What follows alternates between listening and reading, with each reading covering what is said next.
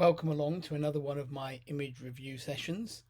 This week I've had quite a bit of other work on, so there's actually only 20 pictures or 21 pictures to look at this week, but I thought it was still worth recording one of these. It saves it being a extra long one another week. So this week I've mainly still just been processing pictures from my recent Maldives trip, but for other reasons I did process a couple of old photographs from Iceland. And the reason I did that is actually a memory sort of thing popped up on Facebook saying that it would been 11 years to the day since I was first went to Iceland to photograph in the amazing freshwater canyons that they have there that run in the Rift Valley that divides the Eurasian and the American or North American continental plates. And they're amazing places to dive, and the most famous place to dive is Silfra, which is an absolutely beautiful and spectacular canyon, and I'm really looking forward and hoping to go back there next year. But 11 years ago, I actually had permission to dive another of the canyons there, whose name is it's pretty hard to spell and even harder to pronounce. But it basically runs north from Silfra, and there's a little bridge over it that many people have stood on. And I'd never really processed many pictures from it at the time because you're not normally allowed to dive in it, and I didn't think it was a particularly good story to sort of say, and here's an amazing place, but none of you can go there. But looking back at the pictures now, and these are the ones here, I thought it was nice to process them out and have a look at them. The bridge people throw money in, and actually if you look in the foreground here of the picture, you can see old coins that people have thrown into the water there below the bridge. And I like this just because it's very unusual, and obviously I felt I should process a couple of these out. So that's one. They're actually taken on different days. This is shot with a fisheye lens and with flash on one day. And I think this is Ellie there in the picture. I can't. It's hard to recognise. That's zooming into 200%, so it's not so clear. And I think this one is Finney in this one, but it might be Gisley actually. I can't. It's pretty hard to tell who's who behind all the gear. And then the rest of the team are all up on the bridge. That's kind of our guys up on the bridge, and we just dropped down to do these photos. The actual to dive this canyon, it's actually better away from the bridge, but I really wanted to get a photo at the bridge just because it was such a unique feature in the canyon. So yeah, really nice to see these pictures again. This is a picture I took of Sam in the Cayman Islands. There were some more of these last week. This one was taken on one of the dives on the Kittiwake in January this year. So the other pictures were 11 years old. These were the rest of the pictures today are all from this year.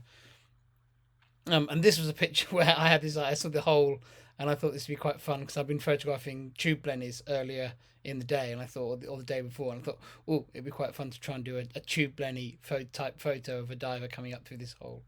But I don't think Sam really understood what was going on in my mind at that point. But I still like the photo, but I think it'd be quite fun to really sort of go to town with the whole tube blenny idea, with a diver coming out of this old hole in the side of the boat. I think this is actually part of the diving equipment on the side of the boat. These big holes that are on the sides of the hull above the waterline, but they're obviously very big holes. They must have had something over them when the Kittiwake was in active service. Right, as with all the other pictures, as I did last week, I've left the settings on the side here so you can see them and the camera settings. So this one, for example, is shot with a Nikon D850 and an 8-15mm lens at 15mm, ISO 400, and then the settings of f13 and 1/250th. So just so you should see that flashing up through. If you can't read that, if you watch the video back at full HD on YouTube, those numbers are just about readable or are clearly readable. But if you run it at lower res, not so much.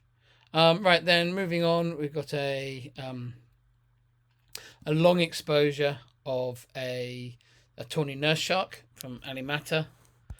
This was actually done with zooming. I was zooming the lens, zooming in, which is why the shadow kind of seems to grow in all sides of the nurse shark, shot with a 28-70 behind the WACP. And this one here is another EMWL shot of a pair of moray eels. I really like how wide this honeycomb moray was opening, gaping its mouth here. and then behind there's the other moray whose name escapes me at the moment, poking out from behind. This picture here, the background's a bit blurred because I was using quite a long exposure, a 25th of a second, and I wasn't holding the camera stable enough.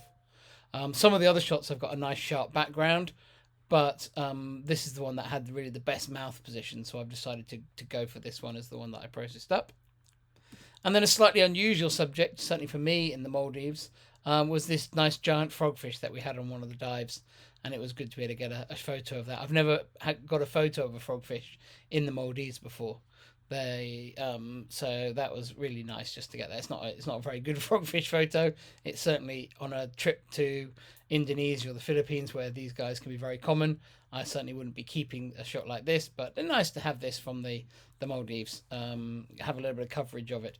The reason the photo is not very good is that the frogfish was really underneath this kind of overhanging bit of coral with sponges growing on it, as they often like to be in a place, and that made the photography very limited. And so this was the best I could get from the opportunity, and it was just really that the subject wasn't in a great place, and I'm not going to harass the subject into moving into a better place. So that was all that was available on the day. Right. This shot here, not particularly strong image, but I like the behaviour and the relationship between these two spotted unicorn fish. This species doesn't always show its spots, and in fact when it does show its spots it also shows its lines. I always think it's a bit unusual, and I presume this is two males. They're usually males that are doing all this type of showing off, that are showing off to each other. Oops, sorry, clicked the wrong way. And no, it's not. Why is it not zooming in the right place? And displaying to each other.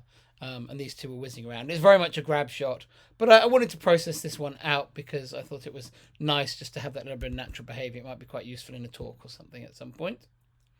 Then just a few more pictures of the snappers at Kudra Tila. I remember its name this week. I forgot it last time. I like this background formation. In fact, I quite often shoot this background formation on this reef with just this top right hand corner as the background. It almost looks a bit like a face with the two eyes and the big screaming mouth or something underneath, and you can always get the schools of fish in front. On this day here, some of the other divers from the group, I think that's Neil actually, was swimming through this channel, so I sort of opened up the composition to get them in too. I just thought it was sort of nice to get a diver into that shot. And then another shot of a diver swimming with all these schooling fish at Kudra. This is one of our dive guides here who was just passing by, and I utilised them as a model of opportunity as they swam past this school of fish. That first one I think is shot with these are shot on different dives actually. The first one we dived this site twice. This first one is with the WACP, and this second one is with the fisheye. I did the first dive on that site with the WACP and then switched the fisheye for the second dive. And then the final dive on that same day actually was on a little tealer that's very, very good for turtles, particularly late in the day. And the hawksbills, particularly young hawksbills, come in and feed on all the zoanthids there. And this is a hawksbill busy feeding on the zoanthids. I'd processed a couple of other shots from this previously, but I hadn't processed one of the kind of really good feeding shots. So sort of in the face, really seeing the detail of the hawksbill turtle eating these zoanthids, using the EMWL1 for that. And then the next shot is shot with the fisheye again. This one here is a group of anemones semi-balled up on a morning dive. And the fish coming in to feed on them are lined butterfly fish. And these are the kind of the biggest species of butterfly fish you normally see. They're almost angelfish size.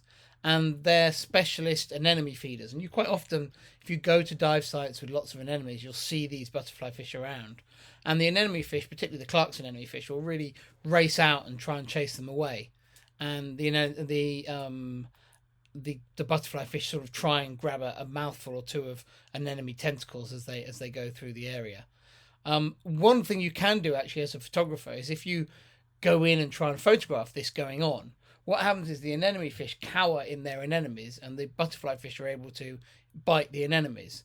So what's one of the reasons why this photo isn't very good, in that if I stayed longer and tried to get a sort of a perfect shot of this battle, it kind of tips the behaviour in the favour of the predatory butterfly fish. So it's a bit of a grab shot, this, but if I'd stayed longer, what would have happened is the anemone fish would have stayed hiding in their anemones and wouldn't have chased the butterfly fish away from their anemones. So I sort of just took this shot, which is fine but not perfect, and got on. But I wanted to process it because I think it's an interesting behaviour, and it's something I see a lot.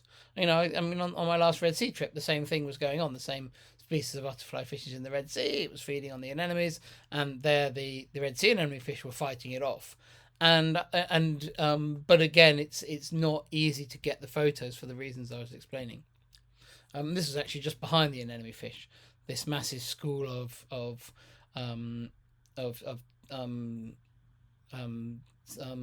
they're the Fusiliers, but they're the blue striped Fusiliers, the Tile ones. These are in their more neon tetra type colour formation, and they're massing in around the reef. It wasn't the most attractive piece of reef, but the massing of fish was really, really cool. So when I saw them all diving down to the reef, I just went and found the most attractive bit of scenery I could find in amongst the fish, and was able to make this shot here with lots and lots of fish and some pretty corals. Not the most amazing. I think it's some Sinularia and some Sclerolepthia corals there underneath them. Right. I've processed a few pictures from a macro dive. I think pretty much all the rest from the same dive, actually, or most of the rest. Just a few little Maldivian reef fish. They're a little bit snaps here. They're not the world's most amazing pictures, but I was keen just to get a little bit more coverage of these species, and pictures like this obviously are super quick to process. This is a Midas blenny. This is the blenny that mixes with schools of Anthias and pretends to be an Anthias. Then this is a Maldives Triple Fin. This looks very, very similar to a striped triple fin that you get across Southeast Asia, but the species in the Maldives is although it looks similar, is classified as being different. And I like this one being on this greeny yellow sponge. It was quite a nice background.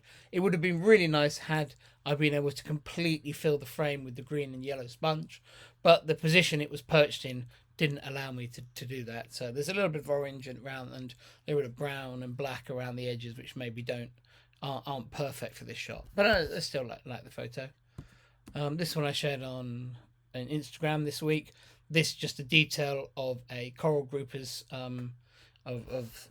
patterning. There's just the anal fin here, a bit of the tail, a bit of the side body. You can see pectoral fin up the top there. Cephalopholis miniata has always been one of my favourite species of fish, so it's lovely to have the chance to photograph them. They're often on dive sites that get a lot of divers, and this was on a training site. They can be very friendly and very easy to photograph, and so it was a great chance to do a detail shot like that. It wasn't this grouper wasn't sitting in a particularly pretty place, so it was better to go in tight on it. Then next up, a couple of parrotfish. And I've had a bit of a thing about photographing parrotfish for a while now, partly because actually they're a fish that, one of the first fish that most people learn when they go to coral reefs. But actually, apart from maybe bumphead parrotfish, very few underwater photographers actually bother to take photos of them. And they're very important fish for the reef because they help maintain the balance between algal growth and coral growth on the reef. And in fact, in the Maldives, they've outlawed fishing them to keep their numbers high, which is really good for reef health. So as a result, I've been keen to get photos of them, particularly in the Maldives. But I've also been sort of going back through my archives and processing out parrotfish photos when I bump into them, because it's nice to have a little bit more coverage of them. The first one, this is just a Koi's parrotfish, and the second one is a roundhead parrotfish. It's kind of a common big parrotfish in the Maldives. They've got this kind of bulbous head, on the way to being bumpheads, but quite a way to go still. But they are quite a large parrotfish. There's another one up here actually in the middle of feeding. I quite like the fact that this one is right in the middle of chomping into some coral and into some algae at the same time there. Then a couple of pictures from Alimata.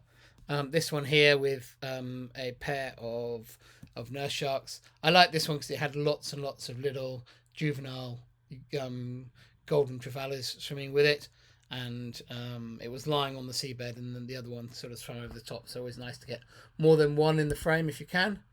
And then here just a panning shot again with two, or there's a hint of a third one down the back here. I don't know if you can see my mouse in the frame as well. And then the final picture, again, not a particularly exciting one, just another standard reef fish shot. Not a picture that I would necessarily show, but good to have some coverage. These orange lined triggerfish, very common fish. Occasionally you find really friendly ones, maybe when they've got eggs, or just maybe ones that are used to divers, and they can be a good opportunity to shoot. I think they look particularly good head on. You get quite a lot of character out of triggerfish when they're head on. But this is just a standard sideways shot. It was just a nice clean opportunity. The fish was nicely away from the background, and I was able to just sort of do a classic sort of ID type shot of the fish. So I just processed that one out. Nice and quick to process, so easy to add. So I haven't had a lot of time for processing this week. It's probably also why I biased it towards pictures that were basically click, click, click, and they're done. But hopefully you enjoyed that little view through them.